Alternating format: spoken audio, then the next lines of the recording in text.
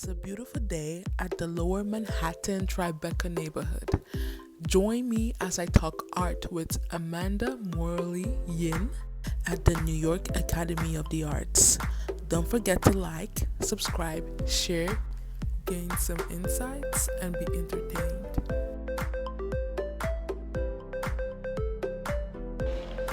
This is just so great. I love it so much.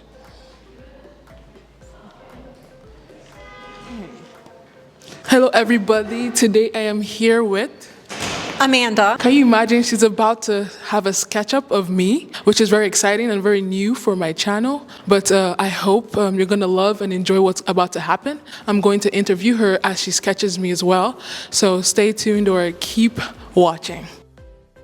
I'm first a portrait artist and someone who just loves to draw people. I find the human figure so beautiful, and I think that there's a sense of like angelic lightness to us, but also a sense in which we do things that are not that way. And so I like to capture that intense beauty that all humans have when you stare at them long enough, but also give the qualities of sadness, the qualities of desperation, the qualities of joy that kind of come across there. I feel like printmaking is a great way to do that because of the edgy quality to it. And so what I'm going to do right here is I'm going to be drawing with Soma, and I'm going to make a woodcut of the drawing I'm doing in Sharpie by basically carving it out, and then I can make large prints for it for a series that I'm doing on young women artists. I really feel that the brilliant young women don't always get the same attention, especially underrepresented communities, that almost any white male artist would get, and I feel like that's a loss for our culture. And so I like to do these woodcuts of these young women artists in an iconic way, so to get across that idea that there's brilliance here. Anyway, so I hope that I will be able to capture her brilliance. Amazing. I have always just been obsessed with drawing people. When I was younger, they didn't really diagnose autism in girls. I have a mild autism, Asperger's, diagnosed until I was older, and I had trouble communicating with people and understanding them, and I sort of processed that by kind of obsessively drawing as a kid. And I would, whenever I possibly could, sketch other people, and it sort of helped me to be able to understand and relate to them. And I found them terribly beautiful. You really can't stare at people without sketching, but if you do,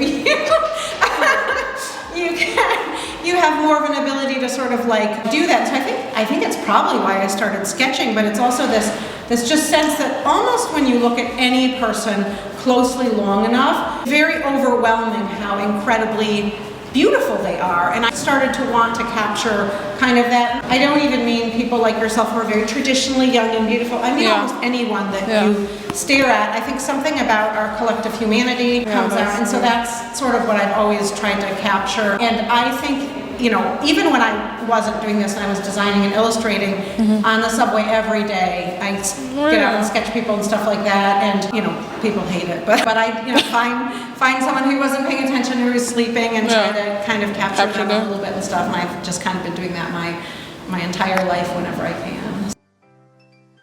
In terms of the subway, it can sometimes be hard, especially if I'm feeling like people will see me and like if I'm noticed. So I don't naturally have any motivation for it, except when I see that spark of intense beauty in someone. I can't help myself, like it almost like I have to be able to explain it, and I can't explain it. It's almost like that feeling you get when you're in a beautiful woods or by the ocean or something like that. The beauty's overwhelming, and I just feel like I have to capture it. So I'm not motivated when I'm not seeing that spark, but I'll see it, in the most unusual moments with people, and then it's almost like compulsive. Like I have to draw it. I have to draw it. I have to explain it. Like it has to be seen. And I think even now when we see so much, maybe that's always in history, but we sometimes see so much ugliness from people and the behaviors they have towards each other. But I think in us all is this kind of weirdly, I don't want to be metaphysical, but like something divine and beautiful about people that shows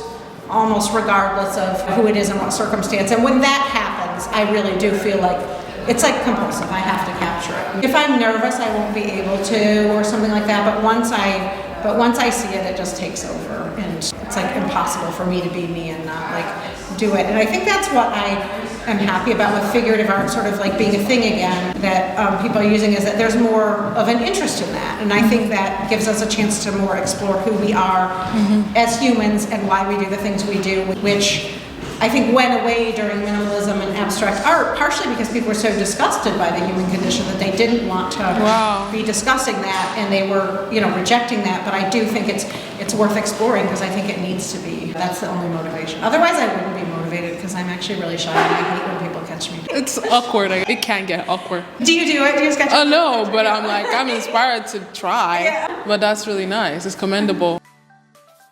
I didn't talk until I was in 4th grade around other people but my family. I had selective mutism, and when people were just like, oh, she's really shy, but like I literally didn't talk to anybody until around that time. And then I think there's a lot of times, because a person who is neurodivergent, especially autistic, is just kind of different. They experience some bullying, and I experienced some really tough years as a kid because of that. I think it made me a little bit more sensitive to other people, or maybe able to like see and understand people in a way that I think people who haven't had that, negative experience, I think our culture has a lot of cruelty and gaslighting of people, and I think as a person who never is subjected to that, it allowed me to kind of like have more empathy for people. I do think that the figurative art that is good comes from empathy and comes from being able to like see our humanity and express it. And so I think it had to do with that. I do relate to that. Your empathy growing more because of the way you've been treated. Imagine me having or being neurodivergent. So I'm like, how can you even tell as an artist that you're neurodivergent, or generally, especially autism? Like, how do you know? Like, I never ever knew until my daughter they were exploring whether she had it or not, and she does have something called social communication disorder, which they changed the DSM-V to have that as a thing. It's sort of like autism light for girls is what I think of it as, but really it's like a form of neurodivergence. And she was tested for that as a kid and had that, and the people who were testing me got very close to our family. They noticed that I don't make eye contact and have certain behaviors that are more subtle, but are like behaviors that are associated with that. So I was told by one of the counselors, do you know you're also probably autistic? And I was like, no, I'm not. And I didn't believe them at all and was like weirded out. And then I later on started to see some of the behaviors and had testing. They had me read some books. Like they were like, well, you should explore into it. I read some books that really related to the books. And a lot of kids who are autistic, especially during school, do experience a lot of bullying, and because they're different, but people can't pinpoint why. I had a lot of the signs that like show that it was the case, but now it's very clear to me that I have it. But at that time, I thought it was like kind of silly, and frankly, I'm grateful for it, because like I think it's very important to be able to like understand how other people feel, and I don't think a lot of people I'm like 50-year-old white lady. I don't know how many 50-year-old white ladies like do that naturally without having someone teach them and stuff. And I did have to have people teach me how everyone experiences the world a little bit, which isn't really fair. But at the same time, I think that having gone through that made it so it wasn't so unobvious to me that I think that we're experiencing in our country right now, where there's a lot of people just who are, I don't want to get into it, but like who aren't able to do that. And frankly, it makes life horrible when that's the case, when there's people that aren't able to do that. And so I think in a way it was a gift for that reason, that it increased my ability to have empathy. And I also don't think that you can be a good artist as a figurative artist without either having empathy or, unfortunately, without either like not having it. Like I think there's people like Picasso who might not have had that much of it, but I think it has to do with a real interest in understanding the human race. Never-ending one. Where figurative art really has a place and is beautiful. It's a visual philosophy. So.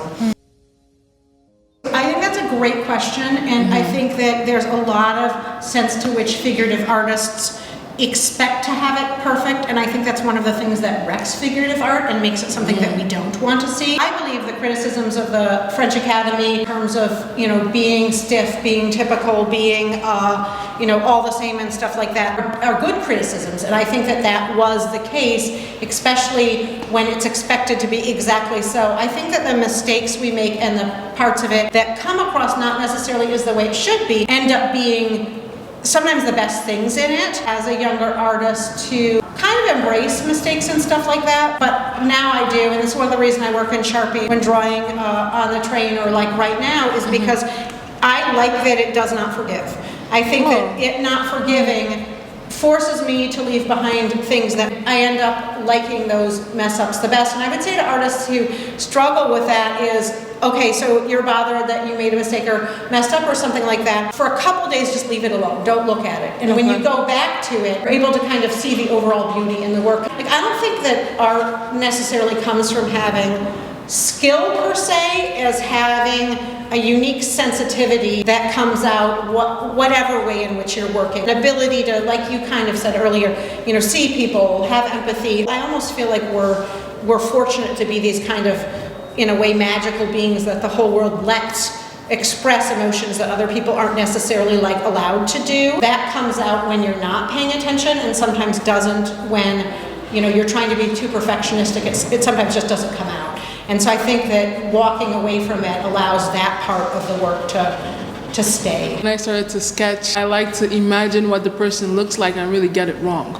But when I stay true to who I am and force myself to see the person for what he or she or they are, get the sketch right, even if it doesn't even look like the person. When I saw your work, I'm like, this looks like Andrea, and I'm like, that means you're true to yourself. Like, that's a sign that you have your experience in sketching, which is very amazing. I don't think there's a point to it unless you want to be true to yourself and capture that person. There's something about them that must be captured, and that comes out, like you said, much better if I'm allowing for the quote-unquote error, because I'm making observations that aren't really something I would normally make, but that the person brings out in me. So it's like about that person. In the school, we're here at New York Academy of Art, which is very figurative, and I wanted, when I came here, to do more oil painting. In general, I'm often told that I lose the line quality in oil that makes my work unique to me. And I think that the immediate mark is sometimes the best part of it. With oil, you're always, to some extent, going over that. And since I do work fast, and that is a slow medium, it comes across as just more generic for my work. But I mean, we're like, with Andrea, for example, her oils are amazing. So it's just, I think, based on the person. Yeah, like, this was my best. When I saw your work, I'm like, hi, who are you? Who are you? This is so good. She's actually kind of my favorite one for that reason. Like, of course, Andrea is like 7 times prettier than that in reality, but I liked that it caught a sort of presence, I felt like. And when you're doing this, do you get blisters? I'm carving it out. It's very hard on the hand. Oh my gosh. I started using a Dremel simply because it was getting hard on the hand, so I started using a Dremel for it, which is like a little buzzy tool. Like, really with these, I really want to create a sense of the iconic beauty of these artistic souls. Kind of why I'm using a linear and illustrative language with it, and having a kind of a poster quality and stuff. For these, that's kind of what I'm trying to do. And that's not true of all of my work, but with this series, it's really important to me. Grand Central Station, the subway, the parks in the summer, like Washington Square Park and Bryant Park and stuff like that in the summer. Those are areas. I love Prospect Park because I lived in Brooklyn most of the time I was here. And I love Prospect Park because you not only have the natural beauty of the park, but it's also and it's so much less crowded than the other parks, but it's also a place where you can go and people watch and draw and stuff and draw the concerts, and that one has a special place to me. But anywhere where I can not only be somewhere natural and beautiful, but also observe people. So the goal is really to teach. Until then, I'll be at home probably designing and illustrating and being a better mom. Being around until then, and then I'll be back in 2 years once she's in school full time, and hopefully able to find, a professorship in one of the New York City schools. My best artistic advice has to do with drawing, because that's kind of my thing, and I think it's a thing that people often struggle with when they're doing it, and I would say there's a trick to it that has nothing to do with academic style or measuring and stuff like that. Hi guys, can you see this? I think she captured me perfectly. I don't know. I just love this. This is me. This is me, my boots, my mic, my hand, my big hand. You captured it right. Amazing. This is so good. This is so good. Oh, I love it. Sorry, I'm shouting. You were very. Yeah. Okay, go smile. It's hard. Yeah, I think I did capture you. I like it. It's good. I'll send you an image of it once I have. I'm going to put your artwork in the background from your Instagram, and I'll send you an image of that, like finished, and then I'll send it to you as it's carved and as it's printed and stuff. Nice. So don't forget to like, subscribe, and share. This is amazing, and stay tuned for more. Okay.